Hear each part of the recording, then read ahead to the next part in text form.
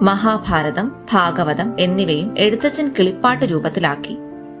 തുള്ളൽ പ്രസ്ഥാനത്തിന്റെ ഉപജ്ഞാതാവാണ് കുഞ്ചൻ നമ്പ്യാർ. കല്യാണ സൗഗന്ധികം, ശീതങ്കൻ തുള്ളലാണ് നമ്പ്യാരുടെ ആദ്യ തുള്ളൽ കൃതി. ഓട്ടൻ, പറയൻ എന്നിവയാണ് മറ്റു രണ്ട് തുള്ളൽ രൂപങ്ങൾ. ഘോഷയാത്ര, സ്യാമന്തകം, ബാണയുദ്ധം, കല്യാണ സൗഗന്ധികം, ഗണപതി പ്രാതൽ, പാഞ്ചാലി സ്വയംവരം, കീചകവധം തുടങ്ങിയവയാണ് പ്രധാന തുള്ളൽ കൃതികൾ. കൃഷ്ണചരിതം മണിപ്രവാളം, ശിവപുരാണം കിളിപ്പാട്ട്, പഞ്ചതന്ത്രം കിളിപ്പാട്ട്, കിരാതകം വഞ്ചിപ്പാട്ട് തുടങ്ങിയ കൃതികൾ കുഞ്ചൻ നമ്പ്യാരുടേതാണെന്ന് കരുതപ്പെടുന്നു. ആധുനിക കവിത്രയം. മലയാളത്തിലെ ആധുനിക കവിത്രയം എന്നറിയപ്പെടുന്ന കവികളാണ് കുമാരനാശാൻ, ഉള്ളൂർ പരമേശ്വരയ്യർ, വള്ളത്തോൾ നാരായണ മേനോൻ എന്നിവർ. കുമാരനാശാൻ 1907 വീണപ്പൂവിന്റെ രചനയോടെയാണ് കുമാരനാശാൻ മലയാള കവിതാ രംഗത്ത്